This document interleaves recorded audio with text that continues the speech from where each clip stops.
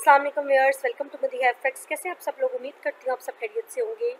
हम आज आप लोग के लिए लेके आए हैं वीकली फोरकास्ट। जिस तरह के हर वीक आप लोग के साथ फोरकास्ट शेयर किया जाता है और बहुत ज़्यादा हाई एक्यूरेसी के साथ आप लोग के साथ एनालिसिस शेयर किए जाते हैं।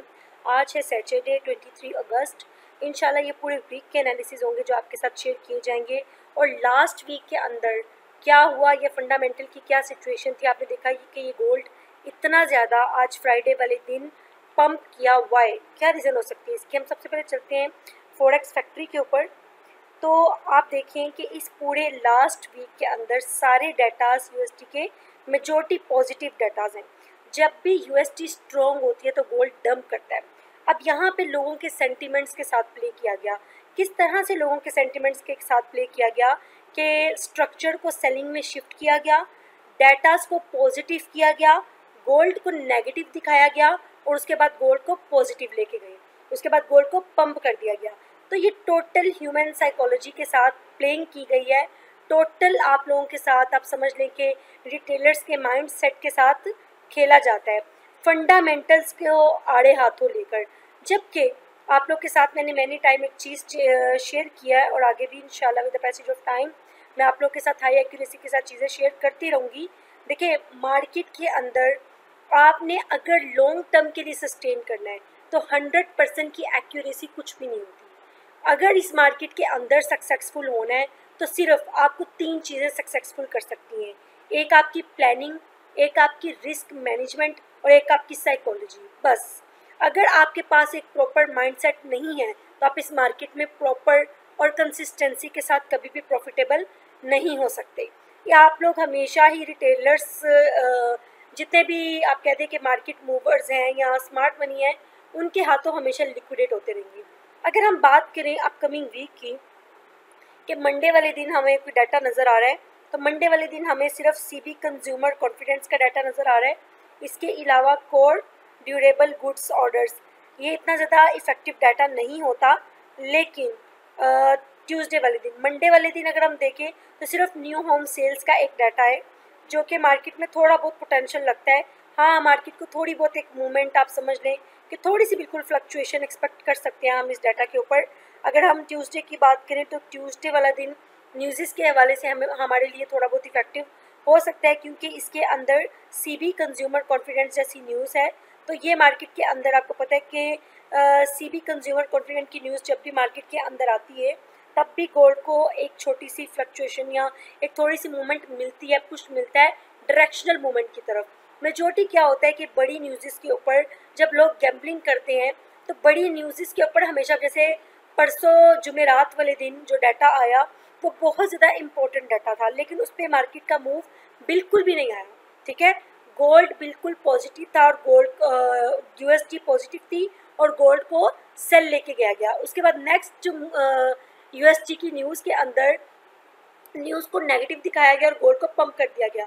तो मतलब इस तरह से ये प्रॉपर आप लोग को फंडामेंटल्स के साथ आपकी साइकोलॉजी को मिला के आप लोग के साथ प्रॉपर एक गेमिंग की जाती है, आप लोग के दिमागों के साथ खेला जाता है। ये न्यूज़ के ऊपर मैं हमेशा अपने मेंबर्स को भी बोलती हूँ कि अवॉइड किया करें ट्रेड को, कोशिश किया करें कि न्यूज़ को कभी भी न्यूज़ पर ट्रेड ना करें, न्यूज़ को हमेशा आफ्टर न्यूज़ ट्रेड करें। अगर हम थर्सडे की बात करें तो अनएम्प्लॉयमेंट क्लेम जैसा डाटा है, जीडीपी जैसा डाटा, देखें जीडीपी का डाटा जो इंसान बहुत ज़्यादा इम्पोर्टेंट डाटा होता है, ग्रोस डोमेस्टिक प्रोडक्ट होते हैं ये। तो ये एक इम्पोर्टेंट डाटा होता है यूएसडी के हवाले से, जिसमें हमें यूएसडी को स्ट्रॉन्ग अगर वीक होती है या स्ट्रॉन्ग होती है तो इस पर गोल्ड का एक अच्छा खासा इफेक्ट हमें नज़र आता है। अगर हम बात करें फ्राइडे की तो कोर पीसी प्राइस इंडेक्स की न्यूज़ है, तो ये अपकमिंग वीक न्यूज़ के हवाले से हमें काफ़ी ज़्यादा फ्लक्चुएट लग सकता है अगर हम एज आ फंडामेंटल देखें तो। देखिए, फंडामेंटल एक ऐसी चीज़ है मार्केट के अंदर, अगर आपका टेक्निकल 100% स्ट्रॉन्ग है ना तो फंडामेंटल उसको 100% नेगेटिव वे में लेके जाने की ताकत रखता है। जैसे मिसाल के तौर पे अब ये मूव आया, अब गोल्ड के अंदर सेंटिमेंट्स क्या थे? गोल्ड के अंदर सेंटिमेंट्स थे सेलिंग वाले।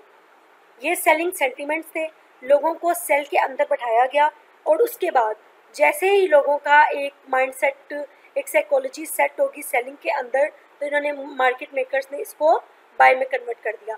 अभी मैंने अपने चैनल के अंदर, अगर आप लोगों को याद हो तो, बहुत क्लियरली बताया था आप लोग अगर मेरे चैनल का पार्ट है तो अगर मार्केट इस ट्रेंड लाइन के ऊपर क्लोजिंग देती है प्रॉपर तो हम मार्केट को बाय देखेंगे, और अगर मार्केट इस ट्रेंड लाइन के नीचे ही रहती है तो हम मार्केट को 33-22 पर देखेंगे। आप देखिए कि मार्केट 33-22 से 10 पिप भी नीचे नहीं गई, एग्जैक्ट मेरे एग्जैक्ट मेरे पॉइंट पर आकर उसने टच किया 33.22। आप चाहें तो मेरे चैनल की लास्ट अपडेट जाके देख सकते हैं। इसकी रीज़न ये थी कि ये H4 का बड़ा टाइम फ्रेम था और उसका फेयर वैल्यू गैप था और उसके पीछे ऑर्डर ब्लॉक था। ऑर्डर ब्लॉक भी आप कह रहे हैं कि H4 की डिमांड थी, और वो डिमांड हाई एक्यूरेसी वाली डिमांड होती है जिसके ऊपर मार्केट FVG छोड़ के जाती है। तो इस बेस पर मैंने इस एरिया को कंसीडर किया था। अभी अपकमिंग वीक के अंदर हम मार्केट को किस तरह से एक्सपेक्ट कर सकते हैं? अपकमिंग वीक के अंदर हम मार्केट को कुछ इस तरह से एक्सपेक्ट कर सकते हैं मेंबर्स कि ये H4 का टाइम फ्रेम है। यहाँ पे मैं साथ वॉल्यूम को एक दफ़ा ऐड करूँगी और इसके साथ साथ एक दफ़ा हम वीकली को देखेंगे। ये वीकली चार्ट मैंने सबसे पहले ओपन किया है। वीकली के ऊपर आप देखें कि ये जो लास्ट कैंडल है, ये कैंडल रेड कैंडल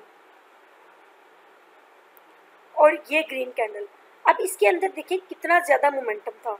जितने वॉल्यूम, ये पीछे सारे वॉल्यूम से इस कैंडल में वॉल्यूम सबसे ज़्यादा था, लेकिन इसके अंदर बाइंग की थी स्मार्ट मनी ने, सेलिंग की थी स्मार्ट मनी में। आपको याद हो तो मैंने लास्ट वीक बताया था कि वॉल्यूम बहुत ज़्यादा हाई लगा है, पिछले जितने भी वॉल्यूम है उसकी निस्बत ये अल्ट्रा वॉल्यूम लगा है। इट मीन्स कि यहाँ से स्मार्ट मनी या तो बाइंग करेगी या सेलिंग करेगी। मैंने आप लोग के साथ कुछ लेवल भी शेयर किए थे कि अगर मार्केट उनके ऊपर क्लोजिंग देती है तो स्मार्ट मनी बाय करेगी, और अगर उसके नीचे क्लोजिंग देती है तो स्मार्ट मनी सेल करेगी। आपने देखा कि इस वॉल्यूम के बाद मार्केट सेल आई और बहुत ज़्यादा स्ट्रॉन्ग और शार्प सेल आई। अब यहाँ पे एक प्रॉपर एक बन रहा है वीकली के ऊपर इंगल्फिंग सेल। आप देखिए कि इस रेड कैंडल ने इस ग्रीन कैंडल को अपने अंदर इंगल्फ किया हुआ है, और इस एक रेड कैंडल ने इस 2 वीक की कैंडल को अपने अंदर इंगल्फ किया हुआ है, क्योंकि नीचे वीक रिजेक्शन है, बॉडी के अंदर बॉडी प्रॉपर इंगल्फ है। ठीक है, तो ये इस चीज़ को भी इंडिकेट करिए कि मार्केट यहाँ से सेल जा सकती है वीकली बेस पे एज अ टेक्निकल। ठीक है, लेकिन मार्केट सेल गई तो ज़रूर, ठीक है, लेकिन दोबारा मार्केट को ऊपर की तरफ पुश कर दिया गया। अभी हम मार्केट में अपकमिंग वीक में किस तरह से एक्सपेक्ट कर सकते हैं मार्केट को? आप देखिए कि ये एक मार्केट ने वीकली बेस के ऊपर सपोर्ट ली हुई है। ठीक है, ये वीकली बेस के ऊपर एक सपोर्ट ली हुई है। अगर हम इस कैंडल की बात करें तो इसमें भी इतना वॉल्यूम नहीं है, अगर इस कैंडल की बात करें तो इसका वॉल्यूम भी नॉर्मल है। हम डेली के ऊपर इसको लेके चलते हैं। ये डेली का चार्ट है। डेली के चार्ट के ऊपर अगर हम देखें तो ये देखिए सबसे ज़्यादा अल्ट्रा हाई वॉल्यूम लगा है किस कैंडल में? इस कैंडल में, जो कि है एक सेल की कैंडल। अब देखिए यहाँ पे 100% रिटेलर्स का माइंड सेट होता है कि मार्केट यहाँ से स्ट्रॉन्ग सेल है, तभी ही हम लोगों ने इस पूरे वीक में मार्केट को सेल किया, और मैं 100% इस पूरा वीक मार्केट में सेलर थी। और मैंने क्लियर अपने चैनल पे बताया था कि इस ट्रेंड लाइन के नीचे मार्केट ने फेक आउट किया है, तो पॉसिबल है कि मार्केट यहाँ से बाय जाए। हाँ, यहाँ पे एक चीज़ है कि मैं न्यूज़ के ऊपर मार्केट को इतना ज़्यादा हाई मोमेंटम के साथ बाय एक्सपेक्ट नहीं कर रही थी। अभी हम मज़ीद मार्केट को किस तरह देख सकते हैं? ये एक सपोर्ट मार्केट ने बनाई हुई है। ठीक है, ये एक डेली की सपोर्ट है जिसको मार्केट ने मैनी टाइम रिस्पेक्ट दिया है, और ये मार्केट पे डेली की एक रेजिस्टेंस का एरिया है। ये अब देखिए कि इस जोन को प्रॉपर रिस्पेक्ट मिली है एज अ रेजिस्टेंस, क्योंकि 1 touch, second touch, third touch, 1 touch, second touch, third touch, जब भी किसी सपोर्ट और रेजिस्टेंस के ऊपर मार्केट के 3 टचेज हों तो वो एक वैलिड जोन बन जाता है। अब ये डेली के ऊपर वैलिड रेजिस्टेंस है और वैलिड सपोर्ट है। अगर हम इसको H4 के ऊपर कन्वर्ट करते हैं, अब देखिए H4 के ऊपर सारी कहानी यहाँ से शुरू होगी कि अगर मार्केट H4 के ऊपर इस रेजिस्टेंस की, ये जो लास्ट वीक है, ये एरिया, ये जो लास्ट वीक मार्केट ने लगाई है, अगर मार्केट इसके ऊपर कोई भी H1 की कैंडल क्लोज करती है तो इस जोन के ऊपर, तो हम मेंबर्स मार्केट को बाय में एक्सपेक्ट कर सकते हैं। क्यों कर सकते हैं? अगर क्लोजिंग देती है मार्केट इसके ऊपर H1 की कोई भी कैंडल H1 की प्रॉपर क्लोजिंग होनी चाहिए। प्रॉपर क्लोजिंग देती है इस एरिया के ऊपर तो हम मार्केट को मज़ीद सेल बाय देख सकते हैं। लेकिन इससे पहले मार्केट को एक वैलिड रिट्रेसमेंट देनी होगी। अगर मार्केट वैलिड रिट्रेसमेंट देती है जो कि इस कैंडल का 50% एरिया होगा, ऑलमोस्ट ये जोन जो कि बनता है 3350 का एरिया, अगर मार्केट यहाँ पे आती है और यहाँ से हमें कोई बाइंग इंडिकेट करती है तो 100% हम इस यहाँ से बाइंग कर सकते हैं। लेकिन अगर मार्केट वापस आके इस चैनल को रिस्पेक्ट देती है और इस डिमांड के ऊपर मार्केट आके टैप होती है, तब हम इस एरिया से बाय करेंगे जो कि एक एरिया बनता है 3330 का एरिया। पहला हमारा जो बाय जोन होगा वो 3330 होगा, दूसरा जो हमारा बाय जोन होगा वो 3348 होगा, ठीक है। और उसके बाद अगर मार्केट मजीद ऊपर से ही ऊपर निकल जाती है तो फिर 3358 हमारा बाय जोन होगा। ये 3 एरियाज हमारे बाय के एरियाज होंगे। और अगर मार्केट, तब हम वैलिड बाय 100% इस एरिया के ऊपर तब करेंगे जब मार्केट, ये जो वीक के ऊपर मैंने लाइन लगाई है, वर्टिकल लाइन लगाई है, जब तक मार्केट इसके ऊपर कोई भी H1 की कैंडल क्लोज नहीं करती हम इस एरिया से बाय नहीं करेंगे, ठीक है। अगर मार्केट इस मेरी रेजिस्टेंस के ऊपर जो कि 3378 की रेजिस्टेंस है, अगर मार्केट इसके ऊपर H1 या H4 की कोई भी कैंडल क्लोज करती है तो हम गोल्ड को मज़ीद बुलिश देख सकते हैं, ठीक है। और मज़ीद बुलिश कहाँ तक देख सकते हैं वो एरिया भी आप लोग के साथ शेयर कर देती हूँ।